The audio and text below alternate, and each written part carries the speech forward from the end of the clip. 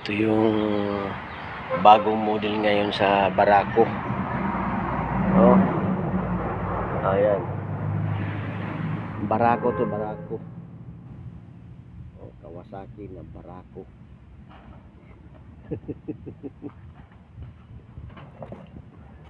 Yan, bagong washing. Oh. Barako. O yan, no? Yung gusto nito. Oh, grabe, oh. Wala plate number. Kining Barako na motor. No, itong Barako na motor na ito is, ano to siya? Ang gamit ho nito is pang bukid or medyo mahirap yung daanan o lisod kayong agihan, ano mo ni siya. Wala ni siya, kuha ni siya, gwapo ni siya nga model kay wala siya handbrake. Ang bagong motor karon mga idol, no? Good morning din sa atong tanan diha, no? Assalamualaikum sa ating lahat. Magandang umaga po. Ang bagong model ngayon na Barako is wala siyang handbrake. Oh, tingnan niyo, walang handbrake to. Yan. Yan. Walang handbrake, no? Oh, yan, oh. Ito ang bagong model sa Barako. No, Barako pang mayari. Yan, bagong washing to. Bagong washing. Ito po ang kagandahan nitong mga style ng mga motor na ito is malaki yung hub nila, no? Kaya lang ang hub nito is hindi po siya nagamit. Wala siyang connection dito sa taas. Yan nga ang problema sa mga ganito ng mga service ba. Barako talaga, Barako, no? Ito mga Barako ng mga service. Basta ito, ano to, para saan kaya itong bagong sa Barako ito? Ano kaya ito, bakit may cable dito? Delikado pag masugatan tayo dito, no? Delikado kung masamad patani, no? Una po kining butas trees mo na yung bintana, ano? Bintana niya ni kay kuan ba kanang silip ang mga pandya, mga tawag ani, mga gear sa makina, no? Ano siya? Kuning bagong model karon. Kung wala siya ingani, wala po siyang ganito, wala siyang butas dito. Tingnan natin ang butas sa lalim. Mga ito na. Hindi siguro kung anong function nito, siguro baka ano to,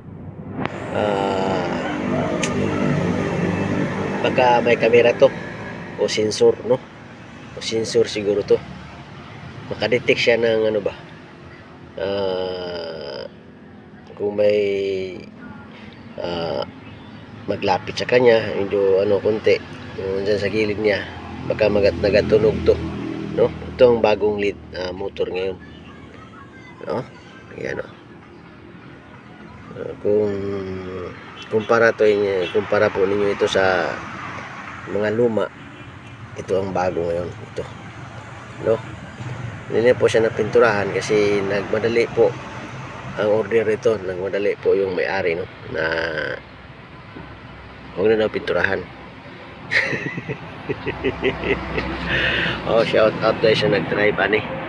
Shout out po sa nagdalaho nito, no, nag-drive. Ano kayong kamay ko na pa, ano kayong function nito? Bakit may tumbler dito sa loob? Baka tubig sure to, no? Tumbler. Ang ganda talaga. Oh, ano natin yung makina, wala nang laman. Pero muna siyang gasolina to. Wala na siguro light. Siguro ang biyahe nito is pang umaga lang, no? Hindi siya pwede pang gabi. Problema nito, wala siyang light.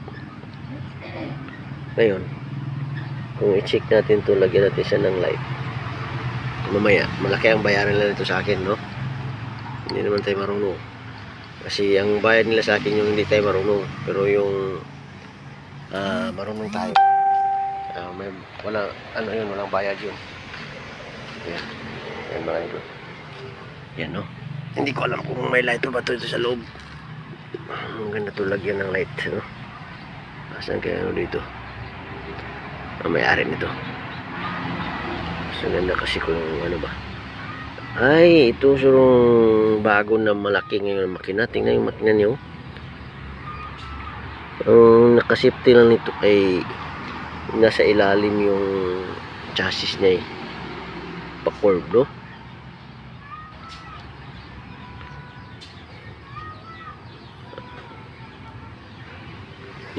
Basta-basta to. Yun, basta-basta. Nakasulat ito Honda, oh. Honda. Honda yan, oh. Honda. Pero yung makina niya, ba? Kawasaki. No?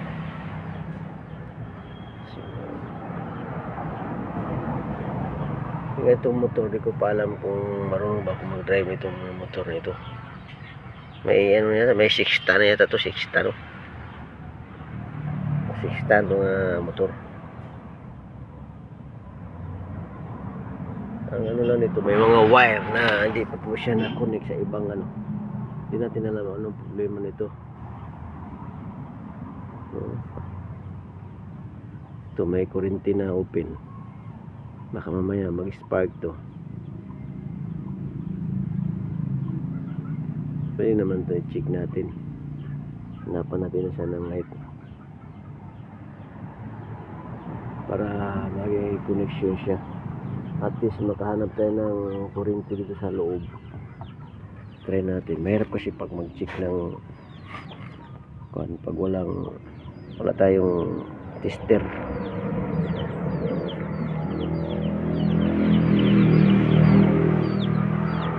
Safety ka talaga pag magsakay ka ng ganito ng motor, kay talagang ito lang nakadalag bida sa kanya, ano?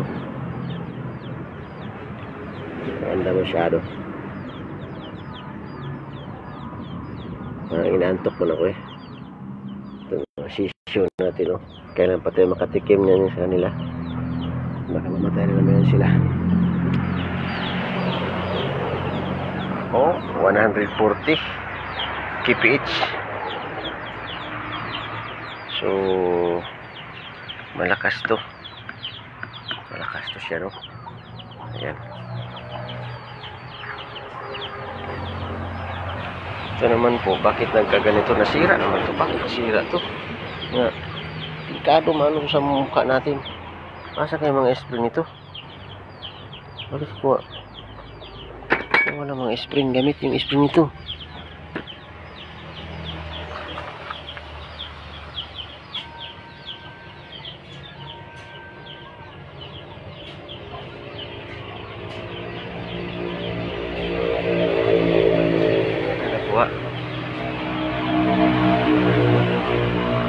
Yan mga idol. Ano naman to? Ito is ano?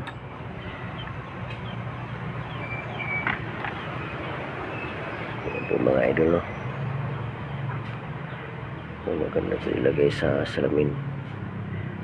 Parang dikit ba?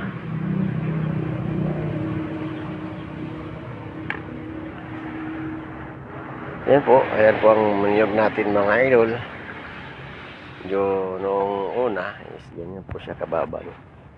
Yung iba ganyan. Yan siya po ay ano to, survival lang po to, survival siya kasi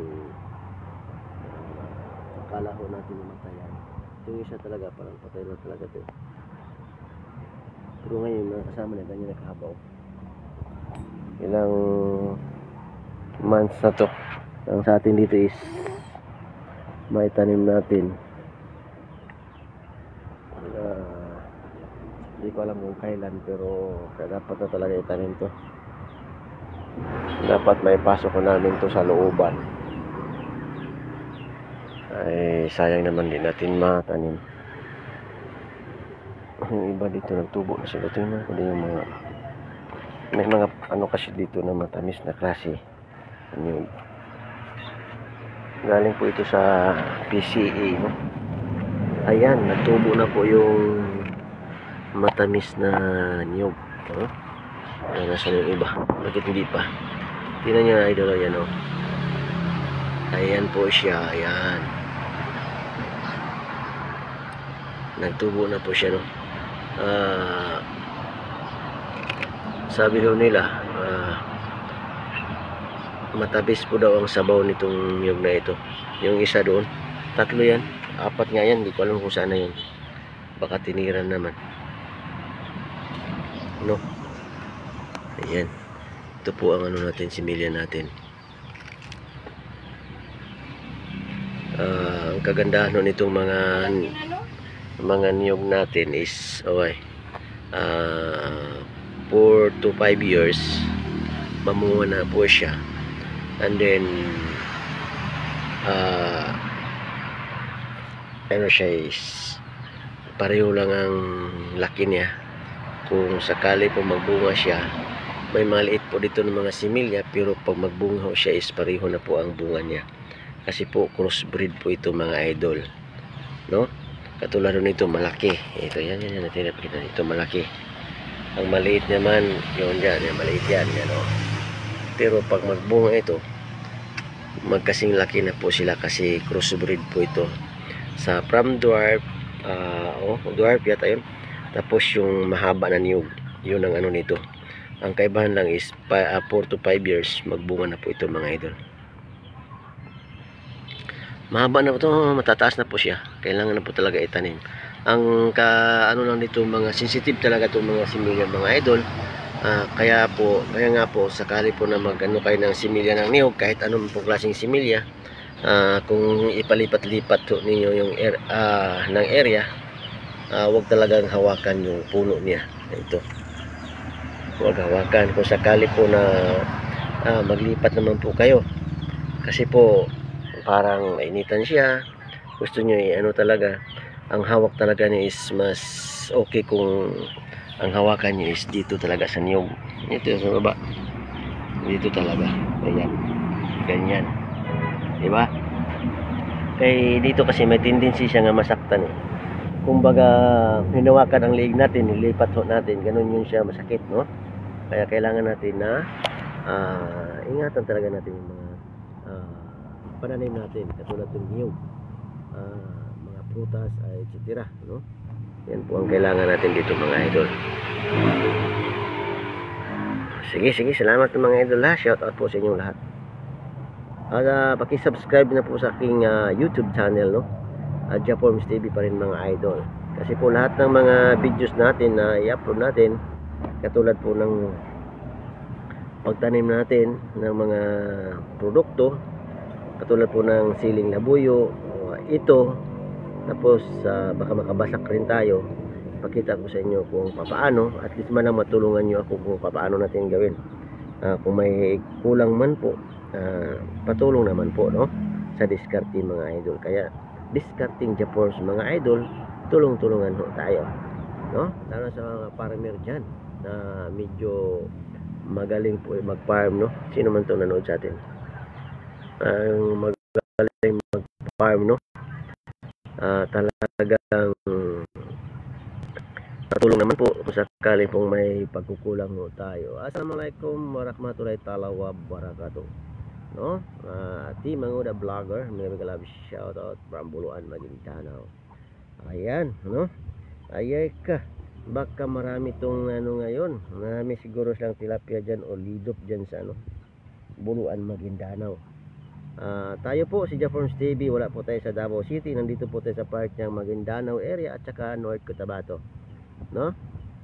Kaya nga po itong ayan, depende. Ito po is ano, from PCA, Philippine Coconut Authority. Nakuha po namin to, labi 200 kapo dito, no. Ito ay crossbreed po na klase na nyug, crossbreed na klase na nyug, 4 to 5 kalagon na magbunga na po to, years magbunga na po ito siya na klase na nyug, kasi po crossbreed po ito siya, no. Kaya ito is ready to pamula na po. Ang sa atin lang is wala tayong oras na may travel natin to hanggang doon po sa doon sa area. Kailangan pa po natin ikarga natin ng kubota to, or it's either ipunta natin, ikarga natin sa pambot. Kung sakaling po hindi pagulan, matravel talaga natin to, no? Ito nga ang ano natin. Malapit na po ito maitanim ho natin, kaya na busy tayo sa ngayon. Marami tayong ginagawa. May sili pa tayo o kasila na ginaasikaso sa ngayon. Ngayon may budget na naman tayo na basakan. So medyo busy tayo, no? Kaya ito na pabayaan natin itong mga niyog na ito. Talagang maganda itong mga niyog na ito. Mahaba na po yan. Marami po masyado yan, no? Dikit-dikit po yan, ha? Hindi po siya na mamalayuan. Kaya nga sana po inshallah matanim natin ito ang ating niyog, mga idol. At least updated ho tayo. At huwag niyong kalimutan sa pag-subscribe sa ating YouTube channel, Japworms TV pa rin, mga idol. Ang ating Japworms TV sa Facebook page natin, yung dati po isa na hack na po yun, wala na po yun, mga idol. Hindi na po natin yun ma-open kasi po iba na siguro ang may-ari noon, no? Ito naman po, ito ang bago natin na channel, yung Japworms TV. Yung konti pa lang po ang followers, siguro nasa mga 13 followers pa po, pero sige, okay lang yun, no? Hindi pa po tayo maka-live doon kasi konti lang po followers natin. Dito lang po pwede sa ating main account, Japworms Kukamas, mga idol, ha? Thank you for watching ating mga vloggers. Thank you so much sa kano sa pailay sa akin live sa Guna, mga idol, no? Ako po magpapaalam na po, no? Maraming sukran sa lahat po ng ating mga followers, mga friends, mga family friends. Sukran. Maraming salamat po. And bye-bye. Pa-support daw si ang ating idolo. New FB page sa Team Manguda Vloggers. Pareho tayo new, no? Ito hindi po to page, no? Main account ko to. Japworms TV pa rin ang ating page, mga idol, ha? Maraming sukran, no?